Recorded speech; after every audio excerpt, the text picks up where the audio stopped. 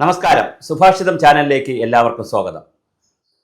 ഇന്നലത്തെ 2 ദിവസത്തെ, ഇന്നലെയും മിനിയാന്നാണ് അത് തുടങ്ങിയത്, പക്ഷേ ഇന്നലെയും എല്ലാ സോഷ്യൽ ഫോൾഡറുകളിലും ഫേസ്ബുക്കിലും ഇൻസ്റ്റാഗ്രാമിലും എല്ലാം സദാനന്ദ മാസ്റ്ററാണ് വിവാദമായി നിൽക്കുന്നത്.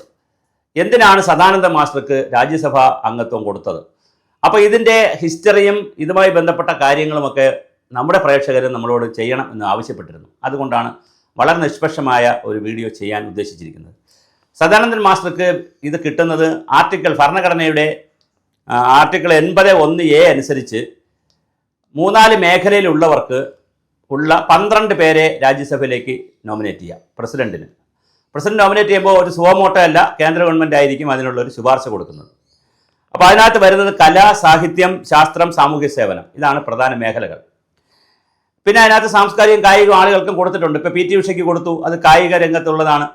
PT ഉഷയ്ക്ക് കൊടുത്തപ്പോൾ വിവാദമാകാതിരുന്നത് മുമ്പ് സച്ചിൻ ടെണ്ടുൽക്കറിന് കൊടുത്തിട്ടുണ്ട്. അപ്പോൾ സച്ചിൻ ടെണ്ടുൽക്കറിന് കൊടുത്തപ്പോൾ അതുമായി ബന്ധപ്പെട്ട് കോടതിയിൽ പോയിരുന്നു ഒരാൾ. കോടതി പോയപ്പോൾ സുപ്രീം കോടതി പറഞ്ഞു അത് പറയാൻ പറ്റത്തില്ല, കാര്യം സാമൂഹ്യ സേവനം എന്ന് പറയുന്ന വിഭാഗത്തിൽ നമുക്ക് എല്ലാം ഉൾപ്പെടുത്താം, അതൊരു പരന്ന വിഭാഗമാണ്, അതുകൊണ്ട് തന്നെ നമുക്ക് അത് പറയാൻ പറ്റത്തില്ല, അതുകൊണ്ട് കൊടുത്ത് തന്നെ തള്ളിക്കളഞ്ഞു. അപ്പോൾ സച്ചിൻ ടെണ്ടുൽക്കറിനെ അത് അങ്ങനെ രാജ്യസഭാ മെമ്പറായി. പിന്നെ കേരളത്തിൽ നിന്ന് ഒരുപാട് ആളുകൾ രാജ്യസഭാ മെമ്പർമാരായിട്ടുണ്ട്. നമ്മുടെ MS സ്വാമിനാഥൻ ഉൾപ്പെടെയുള്ള ആളുകൾ രാജ്യസഭാ മെമ്പറായി. ഇപ്പോൾ സുരേഷ് ഗോപി ആദ്യമായത് സിനിമാ രംഗത്തു നിന്നുള്ള, അങ്ങനെയൊക്കെ ഒരുപാട് പേരെ നോമിനേറ്റ് ചെയ്തിട്ടുണ്ട്. ഇപ്പോൾ സദാനന്ദ മാസ്റ്ററെ നോമിനേറ്റ് ചെയ്തപ്പോൾ വിവാദമുണ്ടാകുന്നു. പക്ഷേ സദാനന്ദ മാസ്റ്ററുടെ വിവാദത്തിൽ ഒരു അനീതിയുണ്ട്, അത് ചൂണ്ടിക്കാണിക്കാനാണ് ഞാൻ ഈ വീഡിയോ ചെയ്യുന്നത്. അനീതി എന്തെന്നാൽ, സദാനന്ദൻ മാസ്റ്റർക്ക് 30ാമത്തെ വയസ്സിൽ 1994 ജനുവരി 25-ന് തൻ്റെ 2 കാൽമുട്ടിന് താഴേക്കുള്ള കാൽമുട്ടിന് താഴോട്ടുള്ള 2 കാലും നഷ്ടപ്പെട്ടതിന് ശേഷവും നഷ്ടപ്പെടുന്നതിന് മുമ്പും 30 വയസ്സായിരുന്ന സമയത്ത് തന്നെ അദ്ദേഹം സ്കൂൾ അധ്യാപകനായിരുന്നു. അവിടെ കണ്ണൂർ ജില്ലയിലെ എരിഞ്ഞോളി സ്കൂളിലെ അധ്യാപകനായിരുന്നു. ആ സമയത്ത് ഈ രാഷ്ട്രീയം പോലെ തന്നെ ഒരുപാട് സാമൂഹ്യ സേവന മേഖലകളിലും പ്രവർത്തിച്ചിരുന്നു. അതിനുശേഷം 30 വർഷം അദ്ദേഹം തൃശ്ശൂരിലെ ഒരു സ്കൂളിൽ അധ്യാപകനായിരുന്നു. 30 വർഷം. അപ്പോൾ പിന്നെ അദ്ദേഹം രാഷ്ട്രീയ പ്രവർത്തകനല്ല, 30 വർഷമാണ് അധ്യാപകൻ. അപ്പോൾ പിന്നെ എന്താണ്, പിന്നെ അദ്ദേഹം പല സംഘടനകളുടെയും നേതാവായിരുന്നു. സാമൂഹ്യ സംഘടനകളിലും പ്രവർത്തിച്ചിരുന്നു, സാംസ്കാരിക സംഘടനകളിൽ പ്രവർത്തിച്ചിരുന്നു, പിന്നെ അതുപോലെ തന്നെ സേവന സംഘടനകളിൽ പ്രവർത്തിച്ചിരുന്നു. അങ്ങനെ ഒരുപാട് കാര്യങ്ങളിൽ പ്രവർത്തിച്ചിട്ടുള്ള വ്യക്തിയാണ്. അല്ലാതെ അദ്ദേഹം കാൽ മുറിച്ച് അദ്ദേഹത്തിൻ്റെ കാല് നഷ്ടപ്പെട്ടതിന് ശേഷം വീണ്ടും RSS പ്രവർത്തകനായി BJP പ്രവർത്തകനായി തുടർന്നതല്ല. പിന്നെ അദ്ദേഹം റിട്ടയർമെൻറ്റിന് ശേഷമാണ് BJPയിൽ വീണ്ടും സജീവമാകുന്നതും BJPയുടെ സംസ്ഥാന വൈസ് പ്രസിഡന്റ് ആകുന്നത്. ഈ ഒരു ചരിത്രം കൂടി ഉണ്ട് ഇതിനകത്ത്. പക്ഷേ ഈ ചരിത്രം പലപ്പോഴും നമ്മൾ വിട്ടുപോകും. പിന്നെ സോഷ്യൽ ഫോട്ടോയിൽ കറങ്ങുന്നൊരു സാധനം, KV സുരേഷ് എന്ന് പറയുന്ന SFIയുടെ സംസ്ഥാന വൈസ് പ്രസിഡന്റും അന്നത്തെ ജില്ലാ പഞ്ചായത്തിലെ കണ്ണൂർ ജില്ലാ കൗൺസിൽ അംഗമായിരുന്ന KV സുരേഷിനെ അച്ഛനമ്മമാരുടെ മുമ്പിൽ വെച്ച് കൊല്ലുന്നുണ്ട്. ഈ കൊല്ലുന്നത് സദാനന്ദ മാസ്റ്ററുടെ കൊല്ലുന്നതിന് മുമ്പാണ് എന്നൊരു വാദം ഇങ്ങനെ കിടന്ന് കറങ്ങുന്നുണ്ട്. അത് സുധീഷിനെ കൊന്നത് കൊണ്ടാണ് സദാനന്ദ മാസ്റ്ററുടെ കാല് വെട്ടിയത്. അങ്ങനെയല്ല, ആദ്യം സംഭവിക്കുന്നത് സദാനന്ദ മാസ്റ്ററുടെ കാല് വെട്ടലാണ്. അതിനെ തുടർന്നാണ് സുധീഷിൻ്റെ RSSകാർ അവരെ രാത്രി പോയി വീട്ടിൽ വെട്ടിയത്.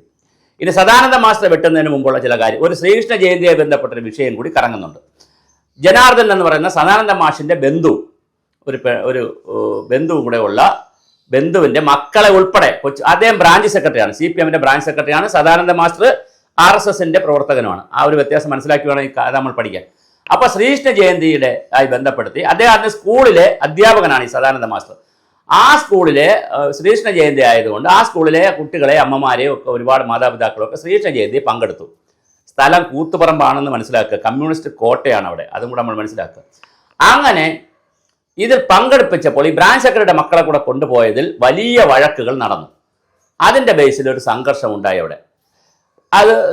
പക്ഷേ സംഘർഷം അത് സദാനന്ദ മാസ്റ്റർ മാത്രമല്ല, ശ്രീകൃഷ്ണ ജയന്തി നടത്തിയ RSSകാരും എല്ലാവരുമായിട്ടുള്ള സംഘർഷം. ആ സംഘർഷത്തിൽ ജനാർദ്ദന് തല്ല് കിട്ടുന്നുണ്ട്. അപ്പോൾ അത് ഒരു വിഷയം. പിന്നെ അത് കഴിഞ്ഞ് അവിടെ ഒരു വെയിറ്റിംഗ് ഷെഡുണ്ട്. ആ വെയിറ്റിംഗ് ഷെഡ് ഒരു ബന്ദ് ദിവസം, ഇതൊക്കെ നടക്കുന്ന വളരെ മുമ്പാണ്, ഈ 1993-ലാണ്. ബന്ദ് ദിവസം RSSകാർ തയ്യാറാക്കി വെച്ചിരുന്ന, BJPക്കാരെ കൂടെ വെച്ചിരുന്ന ഒരു വെയിറ്റിംഗ് ഷെഡിലെ ഒരു സിമൻറ്റ് സ്ലാബ് എടുത്ത് പൊട്ടിച്ച് റോഡിലിട്ട്, പിന്നെ അത് ബസ് തടയാനായിട്ട് ഇട്ടു. ബസ്സുകൾ തടയാൻ, ബന്ധാണല്ലോ അന്ന്, ഹർത്താലും ബന്ധുവാണ്, അപ്പോൾ വാഹനങ്ങളൊക്കെ തടയും. അപ്പോൾ അതൊരു CPMൻ്റെ ബന്ധിൻ്റെ അന്ന് അങ്ങനെ ചെയ്തു. ഇത് ആര് ചോദ്യം ചെയ്തു? സദാനന്ദ മാസ്റ്ററുടെ സംഘം, RSS സംഘം ചോദ്യം ചെയ്തു.